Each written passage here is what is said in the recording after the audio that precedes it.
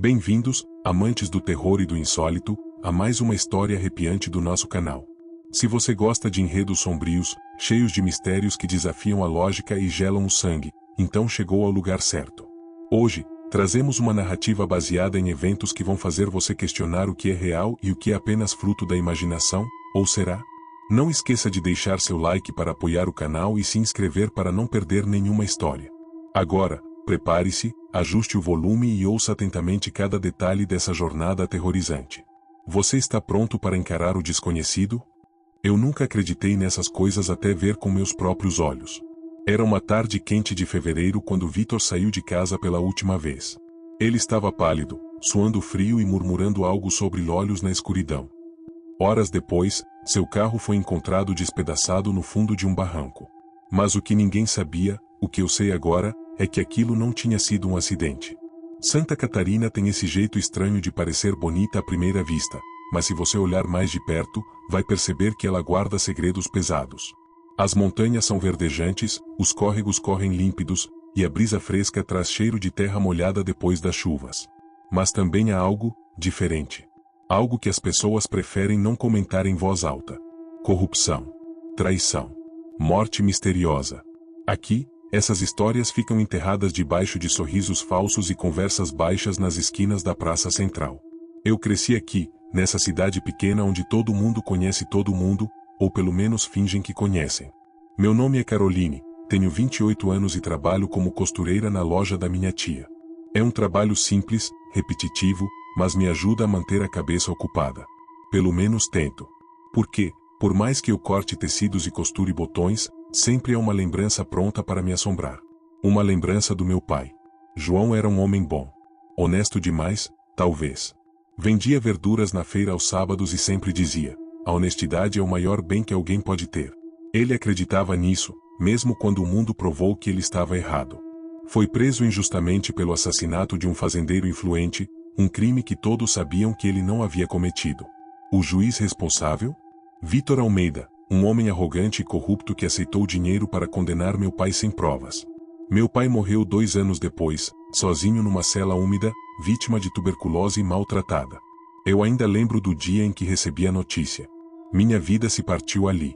E desde então, só pensava em uma coisa: vingança. Mas isso foi antes de eu conhecer seu Jona. Foi numa dessas noites silenciosas que tudo começou. Eu estava sentada na varanda da casa velha que herdei do meu pai, observando as estrelas enquanto tentava afastar os pensamentos ruins. A cidade dormia, mas eu não conseguia. Tinha acabado de ler mais uma matéria sobre Vitor na internet. Ele aparecia em entrevistas, sorrindo como se fosse algum tipo de herói da justiça. Um homem íntegro, diziam. Um juiz incorruptível. Mentiras. Todas mentiras. Você busca a justiça, uma voz grave cortou o silêncio. Levantei tão rápido que derrubei a cadeira atrás de mim. No portão enferrujado, parado como uma sombra, estava seu Jona. Ele parecia ter saído de outro tempo, magro, enrugado, com mãos calejadas e olhos que pareciam enxergar além do óbvio.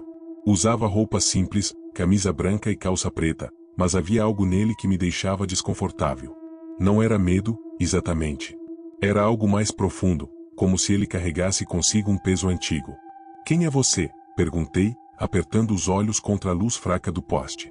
Alguém que já passou pelo que você está passando, ele respondeu, dando um passo à frente. Mas cuidado, porque a justiça nem sempre é limpa. Aquelas palavras me atingiram como um soco no estômago. Como ele sabia? Eu não contei nada a ninguém sobre o que planejava fazer. Nem sequer admitia para mim mesma que estava considerando algo tão extremo. O que você quer dizer com isso? Minha voz saiu trêmula. Ele não respondeu diretamente. Em vez disso, continuou: se você realmente quer vingar seu pai, precisa estar preparada para pagar o preço.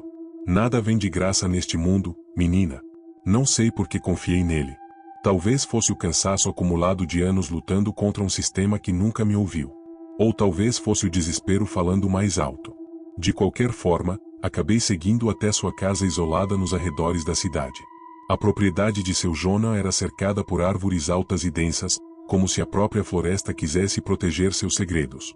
A casa dele era simples, mas tinha um ar sinistro. Havia ervas secas penduradas no teto, velas espalhadas pelos cantos e livros antigos empilhados em prateleiras improvisadas. O cheiro de incenso pairava no ar, misturado ao aroma de madeira queimada. Sente-se, ele disse, apontando para uma cadeira de madeira gasta. Vamos conversar. Durante horas, ele explicou o que precisaria ser feito.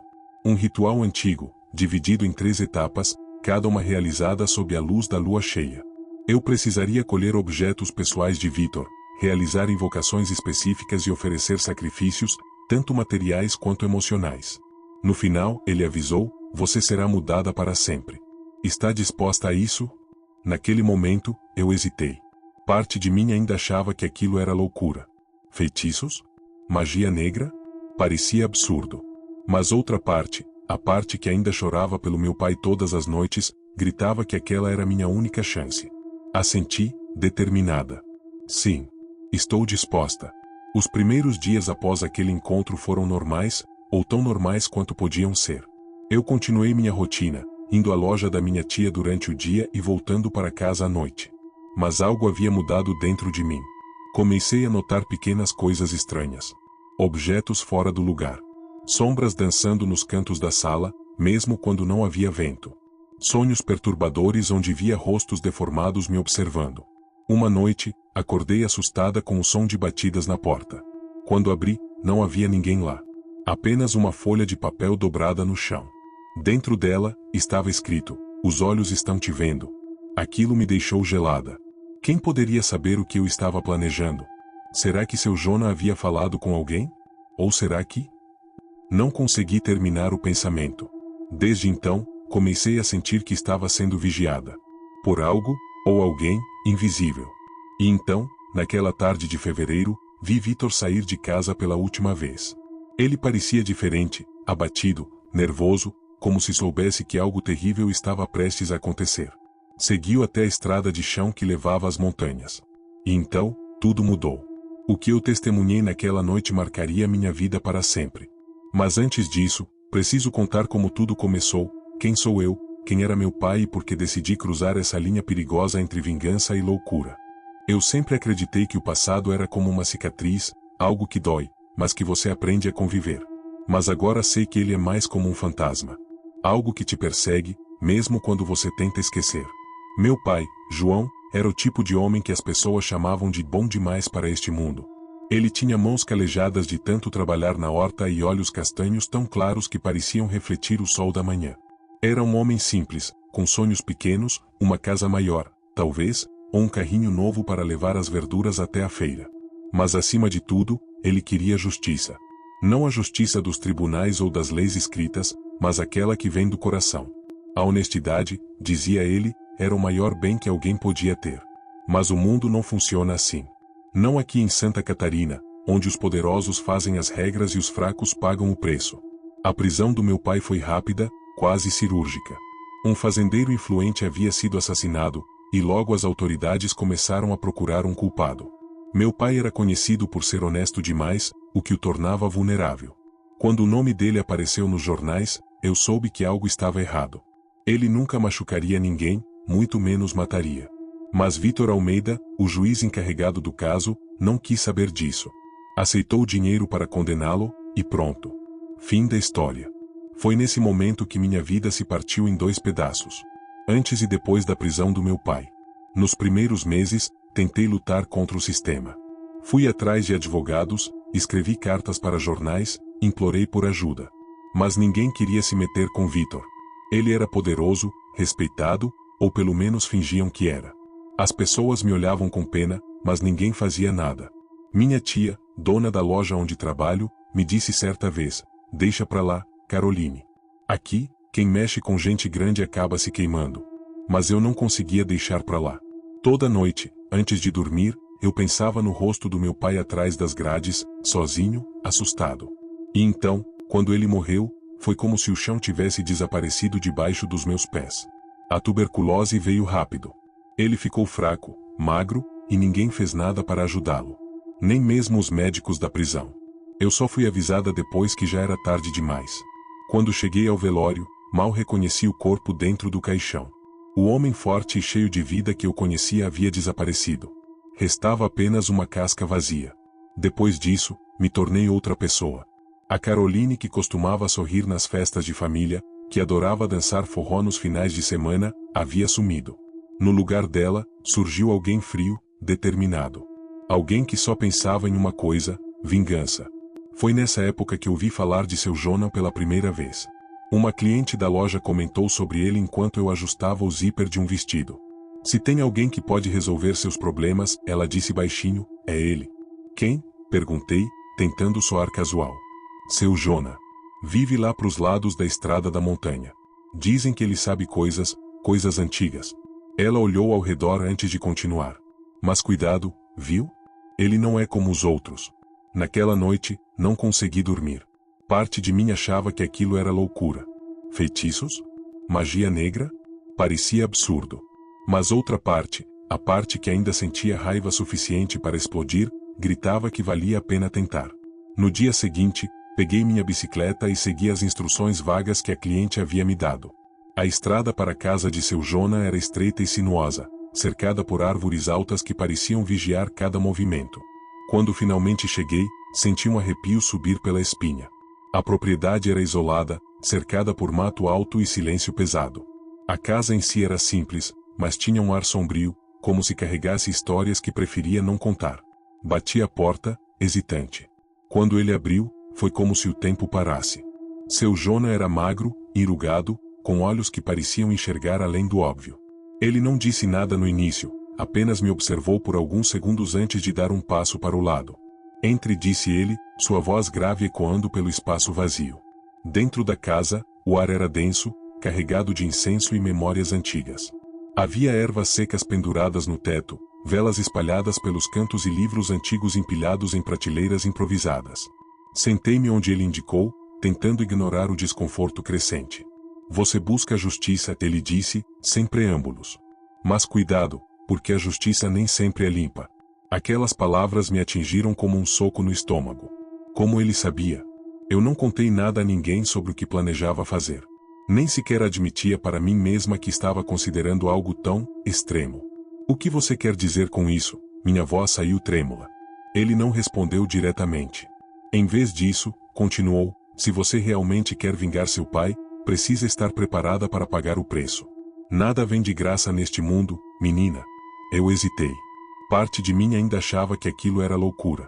Mas outra parte, a parte que ainda chorava pelo meu pai todas as noites, gritava que aquela era minha única chance. Assenti, determinada. Sim. Estou disposta.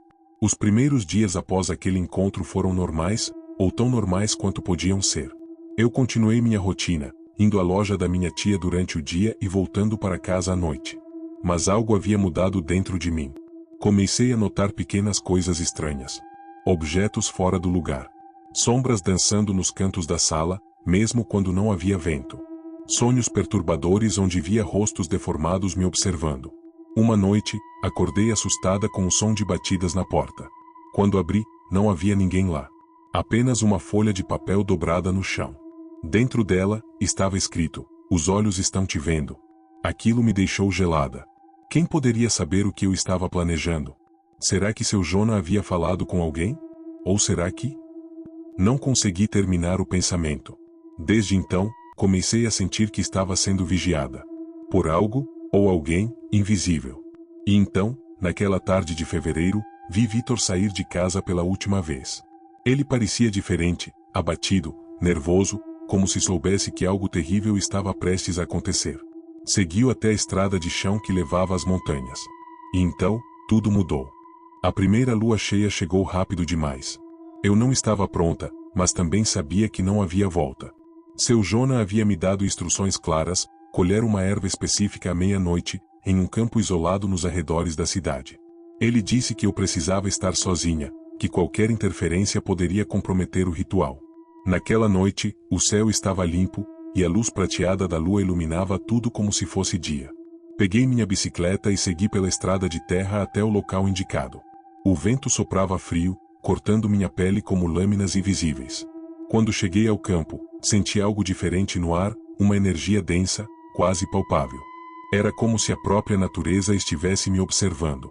O campo era vasto, cercado por árvores altas que balançavam lentamente, mesmo sem vento. No centro, encontrei a erva que seu Jonah havia descrito, folhas finas e brilhantes, com um tom esverdeado que parecia reluzir sob a luz da lua. Ajoelhei-me para colhê-la, mas hesitei.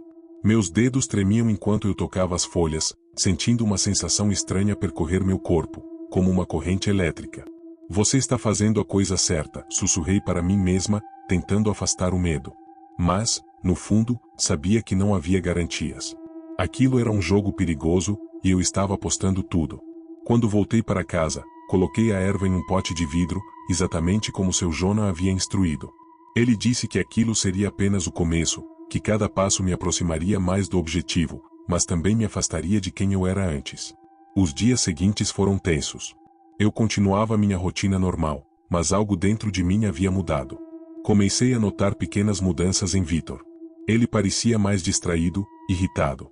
Certa manhã, o vi na padaria da esquina, visivelmente abatido. Estava pálido, com olheiras profundas, e murmurava algo baixinho enquanto pagava pelo pão. Não sei porquê, mas fiquei paralisada ali, observando. Ele parecia assustado. Deu ruim para ele, alguém comentou ao meu lado, referindo-se às notícias que começavam a surgir sobre Vitor. Documentos comprometedores tinham aparecido anonimamente na delegacia, recibos de depósitos bancários, gravações telefônicas, fotos. Tudo provava que ele havia aceitado suborno para condenar inocentes. A imprensa local explodiu com a história, e logo o nome dele virou sinônimo de vergonha. Mas eu sabia que aquilo não era coincidência. Os primeiros sinais do feitiço estavam surgindo. A segunda lua cheia foi ainda mais intensa. Dessa vez, seu Jonah pediu que eu invocasse algo, uma entidade. Ele disse que ajudaria a acelerar o processo. O ritual aconteceria em um bosque isolado, onde poucas pessoas iam. Ele me deu um pergaminho com palavras que eu mal conseguia pronunciar e avisou que eu precisava estar completamente sozinha. Naquela noite, o bosque parecia vivo. Os galhos das árvores se moviam como braços estendidos, e o som do vento era quase ensurdecedor. Segui as instruções à risca, desenhando símbolos no chão com pó preto que seu Jonah havia me dado. Acendi velas vermelhas em volta do círculo e comecei a recitar as palavras do pergaminho. No início, nada aconteceu.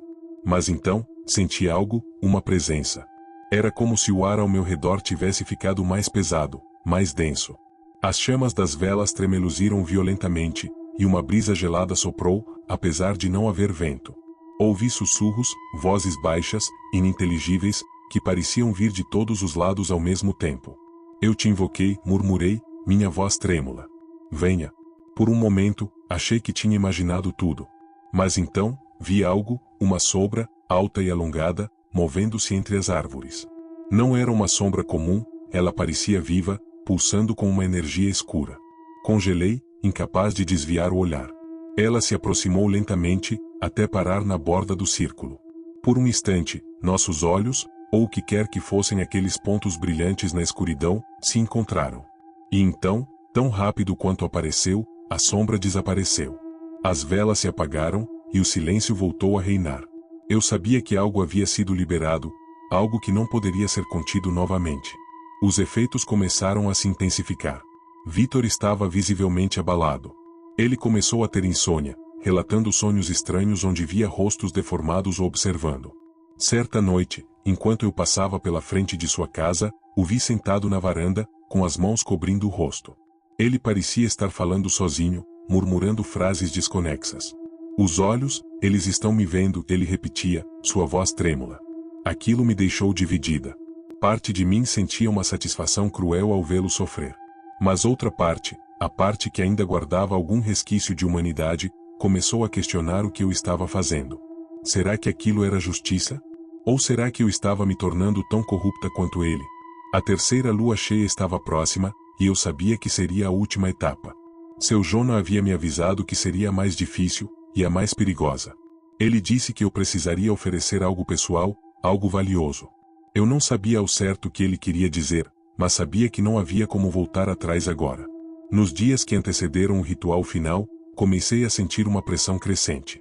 Era como se o próprio ar estivesse ficando mais pesado, mais difícil de respirar. Objetos em minha casa se moviam sozinhos, portas batiam sem motivo, e eu ouvia passos no andar de cima, mesmo sabendo que estava sozinha. Uma noite, acordei com o som de risadas baixas vindo do quintal. Quando olhei pela janela, vi sombras dançando sob a luz da lua. Eram figuras encapuzadas, movendo-se em círculos, como se estivessem realizando algum tipo de cerimônia. Queria gritar, correr, fazer algo, mas meu corpo estava paralisado. Foi como se alguma força invisível me prendesse ali, forçando-me a assistir. Quando finalmente consegui me mover, as sombras haviam desaparecido. Mas no chão do quintal, encontrei marcas, símbolos que reconheci dos rituais anteriores. Sabia que aquilo era um aviso. O feitiço estava tomando forma, e não havia como escapar. A terceira lua cheia chegou, e com ela veio a noite que mudaria tudo. Eu sabia que aquela seria a última chance de parar, de desistir antes que fosse tarde demais. Mas também sabia que não podia voltar atrás. O que aconteceu naquela noite foi além do que eu poderia imaginar, e o preço que paguei foi maior do que eu jamais poderia ter previsto. A terceira lua cheia chegou, e com ela veio uma sensação de inevitabilidade.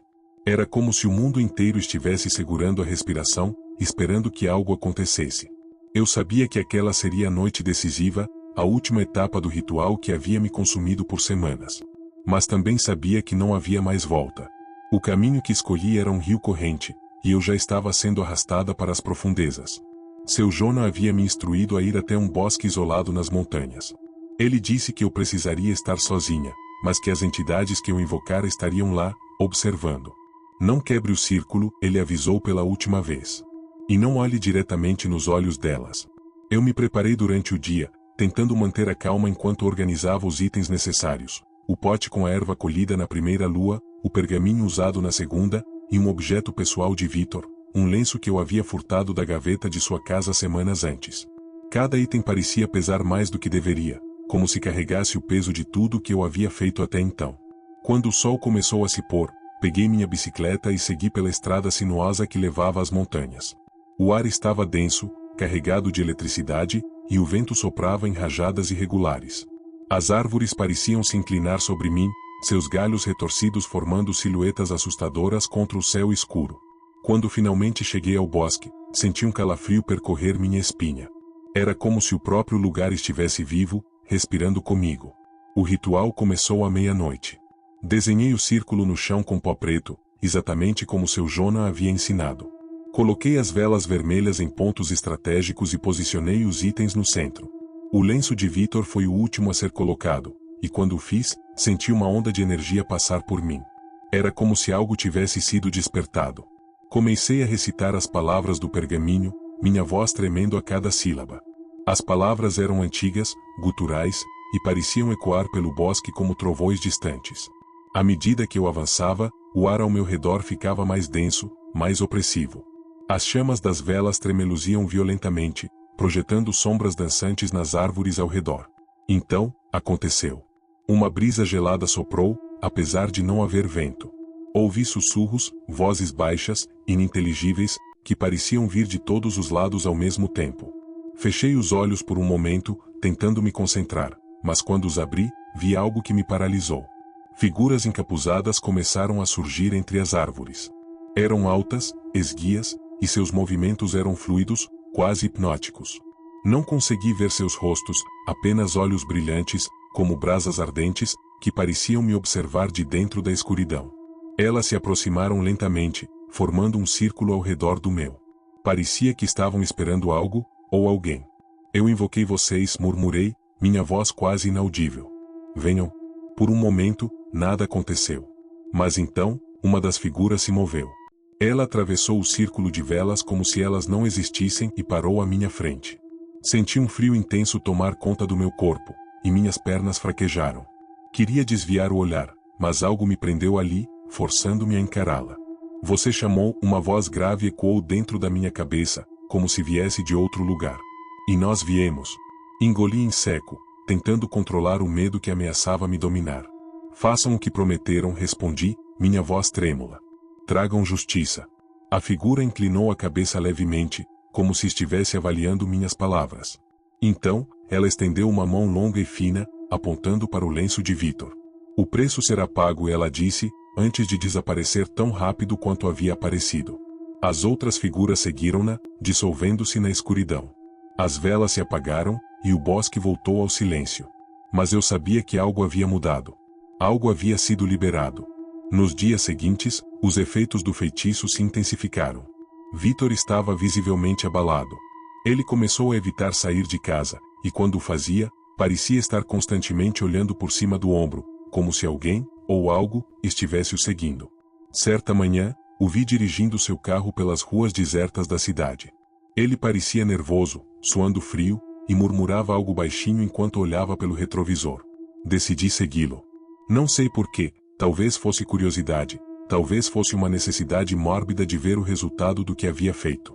Ele entrou em uma estrada de chão que levava às montanhas, dirigindo cada vez mais rápido, como se estivesse tentando escapar de algo. De repente, o carro derrapou e despencou no barranco abaixo. Corri até lá, meu coração batendo acelerado. O veículo estava completamente destruído, e Vítor jazia imóvel entre os destroços. Havia marcas estranhas nas árvores ao redor, símbolos que reconheci dos rituais anteriores. Não sei se foram eles que causaram o acidente ou se foi apenas coincidência, mas uma coisa era certa: Vítor estava morto. Voltei para casa naquela noite sentindo uma mistura de alívio e culpa. Finalmente, papai estava vingado. Ou será que não? Dias depois, comecei a notar coisas estranhas.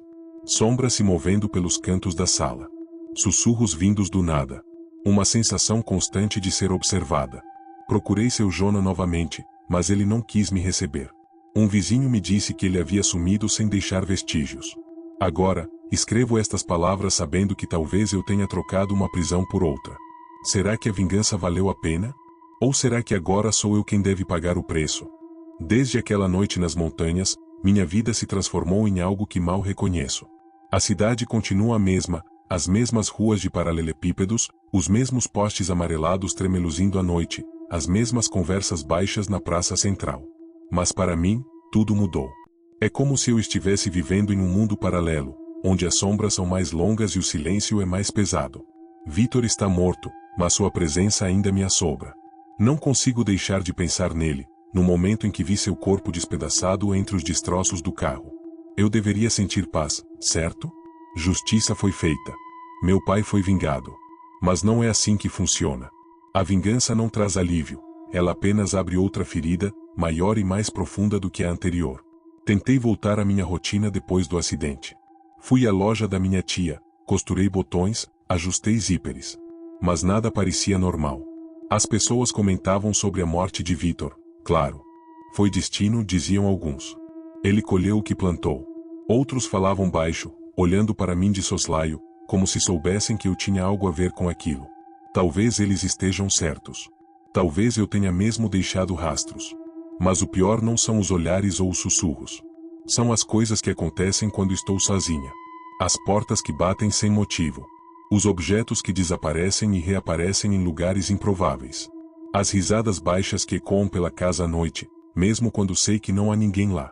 Uma noite, enquanto tentava dormir, ouvi passos no andar de cima.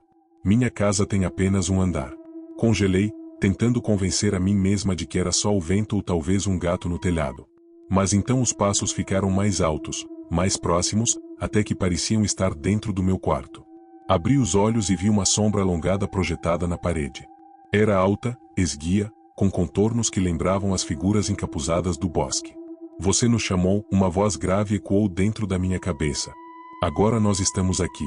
Queria gritar, correr, fazer qualquer coisa. Mas meu corpo estava paralisado, como se alguma força invisível me prendesse ali.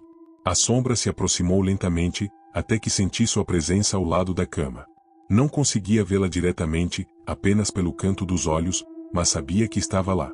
Então, tão rápido quanto apareceu, ela desapareceu. O quarto ficou em silêncio novamente, mas eu sabia que aquilo não havia terminado. Procurei ajuda. Fui até a igreja local, falei com o padre, contei parte da história, omitindo os detalhes mais sombrios, claro. Ele me deu água benta e disse para rezar todas as noites. A fé pode proteger você, ele disse, com um sorriso gentil. Mas eu sabia que aquilo não era suficiente. O que eu fiz transcendeu a fé. Transcendeu a moralidade. Eu abri uma porta que não deveria ter sido aberta. Voltei à casa de seu Jona, mas ela estava abandonada. As ervas secas ainda pendiam do teto, mas cobertas de poeira. Havia marcas no chão, como se algo pesado tivesse sido arrastado para fora dali. Perguntei aos vizinhos, mas ninguém sabia onde ele havia ido. Alguns diziam que ele havia fugido, outros que ele havia sido levado pelas próprias entidades que invocava. Feitiçaria tem preço, uma velha murmurou, enquanto balançava a cabeça. E ele já pagou o dele. Aquelas palavras me assombraram. Será que eu também estava destinada a pagar? Os dias seguintes foram uma luta constante contra o medo. Tentei manter a calma, seguir em frente, mas cada pequeno som me fazia pular. Certa noite, encontrei um envelope estranho na soleira da porta. Dentro dele, havia um símbolo, o mesmo que eu havia visto nas árvores ao redor do carro de Victor. Não havia nenhum bilhete, nenhuma explicação. Apenas aquele desenho sinistro, como um aviso mudo. Comecei a sonhar com Victor. Ele aparecia em meus pesadelos, cercado por figuras encapuzadas. Estava vivo, mas diferente, seus olhos eram vazios, como buracos negros. Ele apontava para mim e dizia: "Você será a próxima." Acordava suando frio, com a sensação de que algo estava me observando no escuro. Escrevo estas palavras agora, sentada à mesa da cozinha, com uma caneta na mão e um caderno à minha frente. É minha tentativa de entender o que aconteceu, de dar sentido ao caos que se tornou minha vida. Mas sei que não há respostas fáceis. O que fiz foi irrevogável, e as consequências estão apenas começando a se manifestar. Há algo batendo na porta. Devagar, mas insistente. Não quero abrir. Sei que não há ninguém lá. Ou talvez haja. Talvez seja Victor. Talvez sejam as entidades que invoquei. Ou talvez seja apenas o eco do meu próprio remorso, vindo me lembrar do preço que ainda preciso pagar. Pego o envelope com o símbolo e o coloco sobre a mesa. Ele parece pulsar levemente, como se tivesse vida própria. Sinto uma risada baixa ecoar pelo silêncio da casa, mas não sei de onde vem. Minhas mãos tremem enquanto escrevo a última frase deste caderno. A vingança não é justiça. É apenas outra forma de prisão.